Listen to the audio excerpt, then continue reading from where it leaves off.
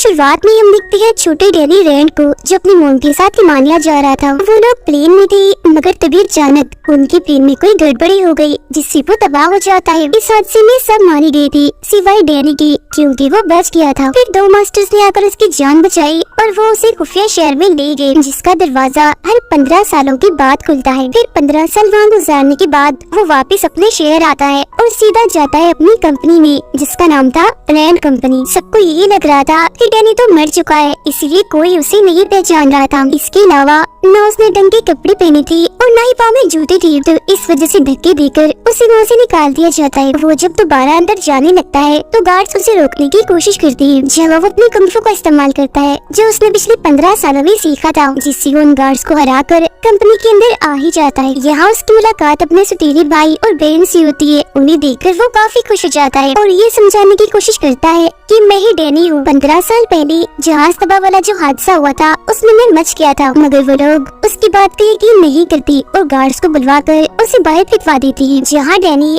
बेघर लोगों के साथ पार्क में रहता है। हालांकि वो परेशान था मगर फिर भी वो उदास नहीं होता, बल्कि अपने मोबाइल में गाने सुन रहा होता है। फिर अगले दिन वो अपनी कुंफू की प्रैक्टिस कर रहा था, मगर तभी एक लड़की उसे भिखारी समझकर भीख दे देती है। मगर जब डैनी उसे देखता है तो वो उसे काफी पसंद आती है, इसीलिए वो उससे बात करना चाहता है। उस लड़की का नाम कॉलिन था जो एक चाइनीज लड़की थी और मार्शल आर्ट क्लास की पर्ची हर जगह पर लगा रही थी। डैनी फिर उससे बात करता है और जॉब मांगते हुए कहता है कि मैं मार्शल आर्ट और कुंफू में काफी माहिर हूँ, तो मुझे रख लो, मैं काफी अच्छे से सबको सिखाऊंगा और ट्रेन करूंगा, जिससे तुम्हारा बिजनेस में डबल हो जाएगा। जिस पर वो मना कर देती है, कहती है ये मेरा बिजनेस है ना कि तुम्हारा, तो तुम इस बारे में मत सोचो। इसके बाद उसका सौतेला भाई एक खुफिया जगह पर जाता है जहाँ उसकी डैड होती है और ये बात काफी अजीब थी क्योंकि उसकी डैड तो कुछ सालों पहले कैंसर की वजह से मर गई थी, मगर सच तो ये है कि वो मरी नहीं थी बल्कि किसी वजह से वो बच गई थी और पीछे से अपनी कंपनी को चला रही थी, मतलब किसी की भी नजर में आए बगैर। जो बात उसे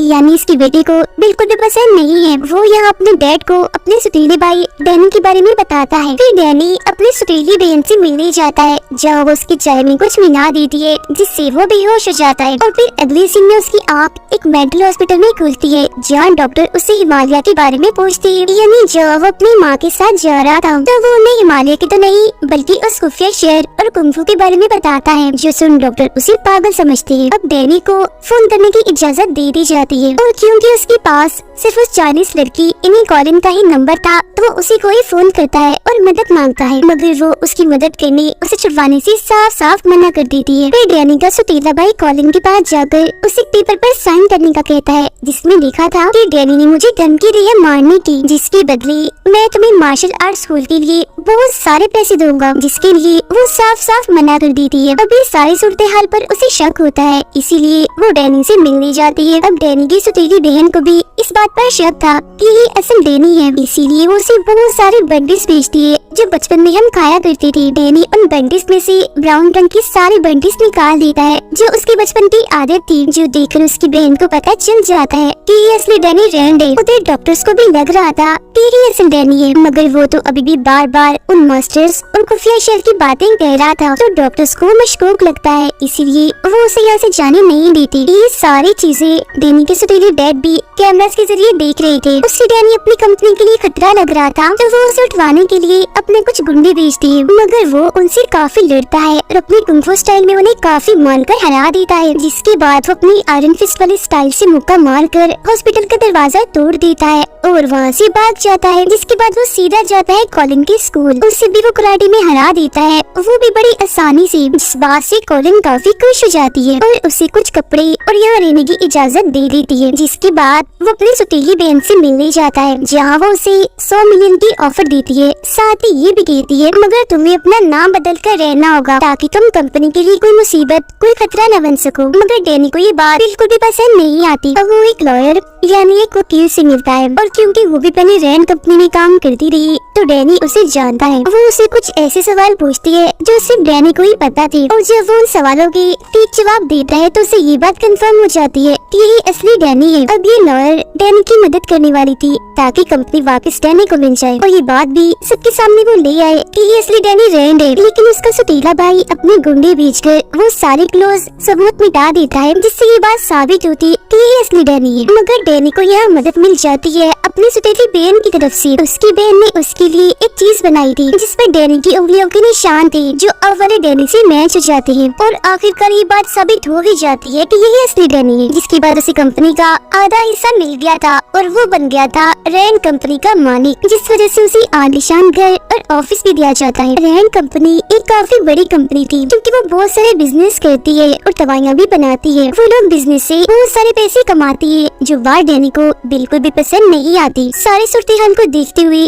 वो दवाइयों की कीमतों में कमी कर देता है, जो बात किसी को भी पसंद नहीं आती। अब उसका सतीला भाई अपने डैड से मिलने जाता है, जहाँ डैनी भी उसका पीछा करता है, मगर वहाँ हर जगह पर सिक्योरिटी थी, इसीलिए वो खिड़की के जरिए जाने लगता है। यहाँ उसकी बाइक को गलतफहमी होती है, इसीलिए वो उसे धक्का देता है, जिससे डैनी बाहर जाकर गिरता है। मगर जब उसे होश आती है तो उसका सतीला भाई उसे गले से लगा लेता है और उस खुफिया जगह पर ले जाता है जहाँ उन दोनों के डैड थे। यहाँ डैनी उससे पूछता है, डैड आप जिंदा कैसे हुए? जिस पर वो कहते हैं, मुझे हैंड ने जिंदा किया था, जो बहुत सारे खतरनाक निंजास का लीडर है। उन्होंने मेरा कैंसर का इलाज किया और बदले में मुझे ब्लैकमेल करके मेरी वफादारी ले ली। उसके साथ एक चाइनीज औरत मिली हुई है जिसका नाम मैडम गाओ है, जिसके बाद वो सिर्फ रिक्वेस्ट करती है कि अब तुम हैंड से लड़ो और सबको बचा लो और अपनी कंपनी को भी। अगले दिन वो अपनी बहन के साथ था, मगर वो उसे अपने डैड के बारे में कुछ नहीं बताता। फिर जब वो जा रही थी तो कुछ गुंडे आकर उन पर हमला कर देते हैं और उसकी बहन को अगवा करने की कोशिश करने लगती है। तब डैनी उनको रोकता है और काफी बहादुरी से उनका मुकाबला करता है। वो लोग उससे एक कुल्हाड़ी जैसे हथियार से लड़ रहे थे, मगर वो फिर भी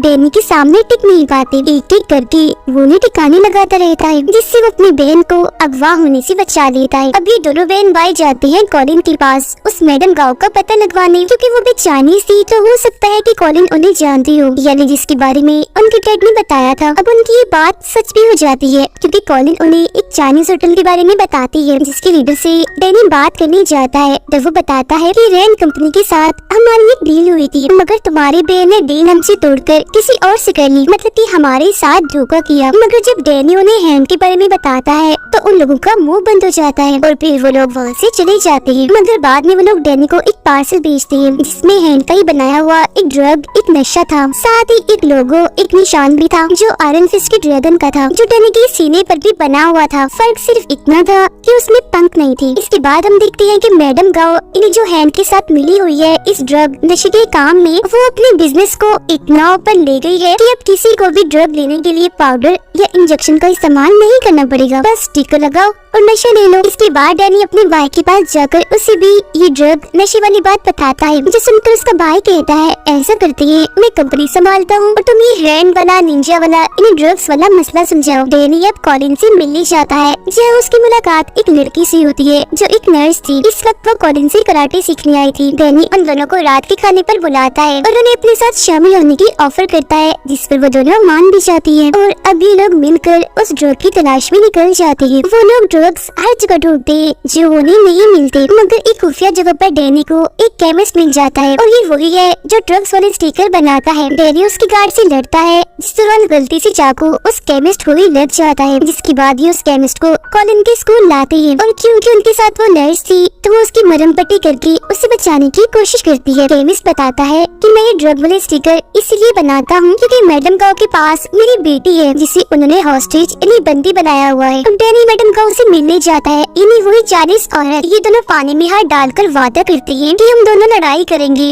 और जो भी हार गया वो चुपचाप हार मानकर ये शहर छोड़कर चला जाएगा। अब कुंफू की दुनिया में पानी में हाथ डालने वाला ये पक्का वादा होता है जिसे कोई भी नहीं तोड़ सकता। लड़ाई के पहले मैच में दो निंजास डैनी से लड़ने आते हैं। डैनी बड़ी तेज स्पीड से उनसे लड़ता है और अपने कुंफू का इस्तेमाल करके उन्हें हरा देता है। दूसरा मैच होता है एक लड़की के साथ जो उसे अपने जाल में फंसा कर जहर देने की कोशिश करती है, मगर डैनी उसकी चाल समझ लिया था, इसीलिए टांग मार कर वो उसे भी डील कर देता है, मतलब हरा देता है। अब तीसरा मैच एक रॉड वाले आदमी के साथ होता है जो काफी बहादुर था। वो रॉड की मदद से जैसे उस पर हमला करता है तो डैनी अपनी आयरन फिस्ट वाले स्टाइल में मुक्का मार कर उसके रॉड को तोड़ देता है। उसके हाथ में पीले रंग की रोशनी थी जिसकी आयरन फिस्ट की पहचान थी। वो उसे फिर जैसे हराने वाला होता है तो मैडम गाओ उस हॉस्टेज लड़की को सामने ले आती है। वो कहती है, अगर तुम ना आ रहे और तुमने मेरे बंदे को हरा दिया तो मैं केमिस्ट की बेटी यानी इस हॉस्टेज लड़की को मार दूंगी। तब ना चाहते हुए भी डैनी को हारना ही पड़ता है, सिर्फ उस लड़की के लिए, जिसका मतलब ये था कि उस गाँव ने अपना वादा तोड़ दिया था और पक्कीवादी वाली सारी बात बकवास है। अब डैनी को गाँव पर इतना गुस्सा आता है कि उस पर हमला करने के लिए जाता है, मगर गाँव कोई आम औरत नहीं थी, उसके पास भी शक्तियाँ थी जिनका इस्तेमाल करके वो डैनी को दूर फेंक के मारती है। अब तो अनजान लोग डैनी के डेड के पास आते हैं और उसकी उंगली काटने की कोशिश करती है, क्योंकि वो उसे इस बात की सजा देना चाह रही थी कि तुमने हैंड के बारे में डैनी को बता दिया। मगर उसकी डैड यहाँ मुकर जाती है, कहती है मैं तो डैनी नाम की किसी इंसान को जानता तक नहीं और तुम उसे मेरा बेटा बना रहे हो। तभी इधर डैनी भी आ जाता है, जिसे देखकर उसकी डैड फौरन उन गुंडों पर हमला कर देती है। डैनी भी इनसे डरता है और उन्हें मारकर अपने भाई को इनकी लाशों को ठिकाने लगाने का काम देता है। अब अगले दिन डैनी ने अपने सीनियर्स को एक खत देना था जो बहुत जरूरी था, मगर वो खत की बजाय उन्हें अपना लेक्चर देता है, जिसमें वो उन्हें उस खुफिया जगह जहाँ उसने बचपन गुजारा और मास्टर्स के बारे में बताता है। तब इस बात से गुस्सा होकर सीनियर्स उन तीनों बहन भाइयों को ही कंपनी से हटा देती है। इस बात से डैनी की बहन को काफी बुरा लगता है और वो कंपनी के लिए लड़ना चाहती थी, जबकि उसका भाई तो छुट्टियों पर जाने का प्लान कर रहा था। लेकिन जब वो अपना बैंक अकाउंट देखता है तो वो जीरो था, क्योंकि उसके डैड ने उसके सारे पैसे ले लिए थे ताकि वो यहाँ से कहीं न भाग सके। उससे इस बात से काफी गुस्सा आ गया था, इसीलिए अपने डैड पर चाकू से हमला कर देता है और उन्हें उसी गटर में फेंक देता है जहाँ डैनी के कहने पर गुंडों को फेंका था। अब डैनी को अपने डैड पर ही शक होने लगा था, इसीलिए वो उनके बारे में छानबीन करता है, जिससे उसे पता चलता है कि उसके डैड की चाइना में एक कंपनी है जो भी हैंड चला रहा है। जिसके बाद वो प्लेन के जरिए चाइना पहुंचकर सीधा उस कंपनी में आ जाती है। यहाँ पर मैडम गाओ भी थी। अब कॉलिन एक औरत के साथ बड़ी जबरदस्त तलवारबाजी कर रही थी, जिसके अंदर बार बार कॉलिन ने उसे हरा रही थी। डैनी भी एक आदमी से लड़ता है और उसे काफी मारता है, फिर वो उन्हीं की तलवारों को उनमें ही घुसाकर मार देता है। उन सबकी लाशों को देखकर डैनी समझ जाता है कि मेरी मॉम की मौत की जिम्मेदार गाओ ही है, इसलिए पायलट को ड्रग दिया था, जिससे प्लेन उसे संभला नहीं और वो तबाह हो गया। ये जानकर तो डैनी को इतना गुस्सा आ गया था कि वो अपनी आयरन फिस्ट वाली अंदाज में जोर से दरवाजे पर मुक्का मारता है। वो सीधा जाता है मैडम गाओ के पास और अभी उसे हॉस्टेज बना लेता है, मतलब कि उसे पकड़ लेता है। अब 3 दिन के बाद गटर में हलचल होती है, जहाँ से जिंदा होकर डैनी और उसके सौतेली बहन भाई की डेड बाहर आती है, जो काफी अजीब लग रहा था कि पता नहीं जब से हैंड ने उन्हें ठीक किया वो तो जैसे अमर बन गई, मर ही नहीं रही थी। वो बाहर आकर सीधा जाती है अपने बेटे यानी डैनी के भाई के पास और उसे कहती है मैंने तुम्हें माफ कर दिया, अब तुम भी मुझे माफ करके सुलह कर लो। मगर वो नहीं मानता, यानी वो अपने डैड से सुलह नहीं करता। तब उसे मजा चखाने के लिए उसके डैड उसकी गाड़ी में ड्रग्स रख देते हैं, जिससे पुलिस उसे पकड़ लेती है। वो ड्रग्स लेता रहता था तो मेडिकल रिपोर्ट से भी ये बात साबित हो ही जाती है कि ये ड्रग उसी का है। वो पुलिस को काफी समझाने की कोशिश करता है कि ये मेरे डैड की जान है, वो मुझे फंसा रही है, मगर कोई भी उसकी बात पे यकीन नहीं करता, क्योंकि उसके डैड की तो काफी साल पहले कैंसर की वजह से मौत हो गई है और वो तो जेल में हो गया था। इसीलिए उसके डैड अपनी बेटी को अपने काम के लिए इस्तेमाल करते हैं, उसे अपना राज भी बता देती है, जो सुनकर वो हैरान तो थी मगर काफी खुश हो गई थी, क्योंकि उसे लग रहा था कि मुझे मेरे डैड मिल गए, मगर वो उसे सिर्फ अपना मकसद ही निकलवाना चाहती थी। डैनी ने मैडम गाओ को कॉलिन के स्कूल में कैद किया हुआ था। कॉलिन की हालत काफी खराब हो जाती है, क्योंकि उसे जहर की एक गोली लग गई थी और ये वही जहर था जिसे गाओ भी इस्तेमाल करती है। कॉलिन मरने ही वाली थी, मगर तभी इधर एक डॉक्टर आकर उसका इलाज करता है और मरने से उसे बचा लेता है। ये डॉक्टर दरअसल एक कॉलेज में प्रोफेसर भी था और इसने ही कॉलिन को कुंफू सिखाया था। यहाँ हो और डैनी दोनों कुंफू करने लगती है और वो डैनी को भी अपने कॉलेज में प्रोफेसर बनने के लिए कहता है। अब डैनी को गाँव से पता चलता है कि ये डॉक्टर ठीक नहीं है, क्योंकि ये भी हैंड के लिए काम करता है। ये सुनकर डैनी को काफी अजीब लगता है, इसीलिए वो उनके सिस्टम को चेक करने जाता है, जहाँ उसे बहुत सारे कंप्यूटर्स मिलते हैं। उसे समझ नहीं आता कि ये यहाँ क्यों है, मगर वो ये सोचकर उन्हें तोड़ने लगता है कि ये हैंड की है तो बुरे ही होंगे। मगर तभी इधर वही डॉक्टर आ जाता है, कहता है ओ पागल, ये क्या किया, मेरी सारी फेवरेट मूवीज थी इसमें, जिसे तुमने तोड़ दिया। जिसके बाद इन दोनों में लड़ाई होने लगती है। जिस लड़ाई के दौरान यहाँ एक लड़का आ जाता है जो दरअसल डैनी का ही साथी था, इसीलिए वो उसके साइड से डरने लगता है। ये असल में डैनी के साथ उसी खुफिया जगह में रहा है। वो डॉक्टर की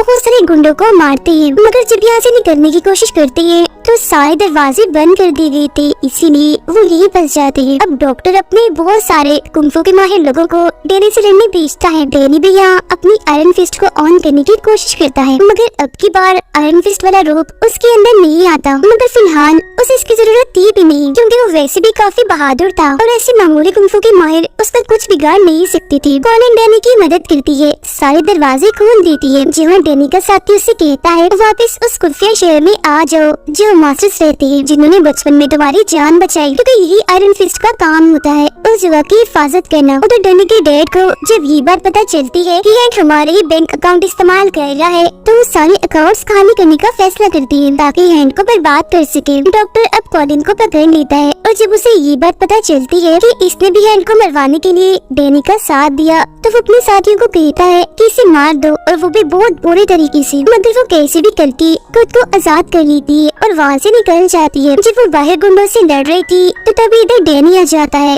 और कॉलिन को संभालता है। जेल में डॉक्टर डैनी की सौतेली भाई से मिलने चाहता है और ऑफर करता है अगर तुम्हारे डैड को मार दिया जाए तो मैं तुम्हें कंपनी का चीफ बना दूंगा, क्योंकि अब कंपनी मैं ही संभाल रहा हूँ। तो वो डॉक्टर की बात मान लेता है और ये लोग उस खुफिया जगह पर हमला करती है जहाँ उनकी डैड रहती थी। यहाँ का डैनी का सुरीला भाई कहता है मेरे डैड को मार दो, लेकिन मेरी बहन को कुछ मत करना। तब डॉक्टर उसकी बहन की तरफ गन से इशारा करता है और गोली चलाते हुए कहता है ये वाली बहन, जिससे जाहिर है गोली चलने से उसकी मौत हो जाती है। इसके बाद डॉक्टर डैनी को वीडियो कॉल करके वहाँ की सारी सूरत हाल दिखाता है, मतलब कि इसकी सौतेली फैमिली कितनी बुरी है। ये देख कर डैनी खुद को उसके हवाले कर देता है कि मैं कितना पागल था, अपने सौतेले बाप बहन भाई जितने बुरे लोग थे उन्हें बचाने की कोशिश कर रहा था, उनका साथ दे रहा था। अब डॉक्टर डैनी को मारना नहीं, बस उसकी शक्तियाँ लेना चाहता था, इसीलिए वो उसे अपने साथ लेकर जा रहा होता है। मगर तभी इधर डैनी का साथी आकर उसकी जान बचा लेता है। वो सभी गुंडों से काफी लड़ता है। कॉलिन और डॉक्टर के बीच भी काफी लड़ाई होती है। हालांकि वो उसकी स्टूडेंट थी, मगर फिर भी वो जीत जाती है और डॉक्टर को हरा देती है। लेकिन वो डॉक्टर को जान से नहीं मार पाती, क्योंकि उसके अंदर भी सुपर हीरो जैसी ताकतें हैं। मगर तभी इधर डैनी का साथी आकर डॉक्टर के सीने में चाकू मार देता है और कहता है तुम इसकी स्टूडेंट हो इसीलिए नहीं मार रही, मगर मेरा इसी कोई वास्ता नहीं है। अब डैनी का वो साथी वापस उसे उसके साथ चलने का कहता है, मगर वो जाने से मना कर देता है। इसीलिए दोनों के बीच थोड़ी बहुत लड़ाई होती है, मगर फिर बाद में उनके बीच ये फैसला होता है कि हम यही इसी शहर में ही रहेंगे। मगर जैसे वो पीछे आते हैं तो देखती है कि डॉक्टर की लाश वहाँ नहीं है, वो गायब हो गई है। अगले सीन में कॉलिन और डैनी साथ में ही थे। तभी उसके पास उसके सौतेले भाई का मैसेज आता है जो कहता है जल्दी करो यहाँ से निकलो। अब इससे पहले वो कुछ समझ पाता तभी कुछ कमांडो आकर इन पर हमला कर देते हैं, मगर यहाँ दोनों ही अपनी कुंफू की महारत का इस्तेमाल करके सभी को काफी मारते हैं और आखिरकार बच जाते हैं। अब यहाँ पता चलता है कि हैंड और कोई नहीं बल्कि डॉक्टर था, मगर क्योंकि वो तो मर गया था इसलिए कंपनी संभालने वाला कोई नहीं था। लेकिन फिर सबको हैरान करते हुए यहाँ वापिस ही डैनी का सौतेला बाप आ जाता है। जी हाँ, बिल्कुल वो मरा नहीं था, बल्कि हमेशा की तरह दोबारा से जिंदा हो गया था और सारे उल्टे कामों के पीछे उसका ही हाथ था और वो खुद भी हैंड के साथ मिला हुआ था। सारी सच्चाई जानने के बाद डैनी अपने सौतेले डैड जो असली विलन था उसे लड़ने चाहता है, मगर वो भी चुप बैठने वाला कहाँ था। उसने भी सारी तैयारी की हुई थी डैनी को रास्ते से हटाने की, मगर इसके बावजूद भी डैनी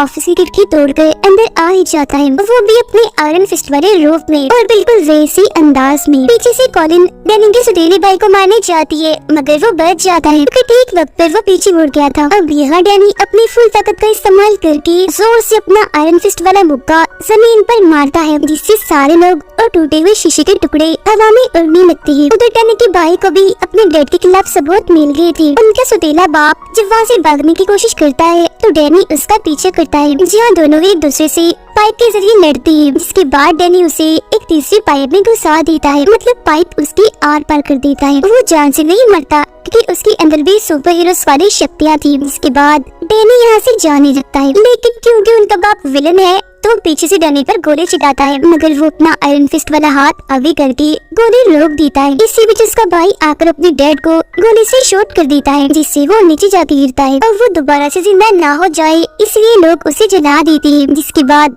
सब कुछ ठीक हो जाता है। डैनी के सौतेले भाई को कंपनी वापस मिल गई थी और अपने जालिम धोखेबाज बाप से उसकी जान छूट गई थी। डैनी की सौतेली बहन को हम देखते हैं जो मरी नहीं थी बल्कि उस गोली से जिंदा बच गई थी और अब वो डैनी के साथी के साथ थी। उनके पास ही डॉग भी बैठी थी जो उनकी बातें सुन रही थी। अब हम डैनी को देखते हैं जो कॉलिन के साथ मास्टर की उसी खुफिया जगह पर जाता है ये चेक करने के लिए कि सब ठीक है ना, मगर वहाँ उसे अपने बहुत सारे मास्टर्स की लाशें मिलती है जो देख उसे बहुत बुरा लगता है और बस इधर ही सीजन 1 खत्म हो जाता है।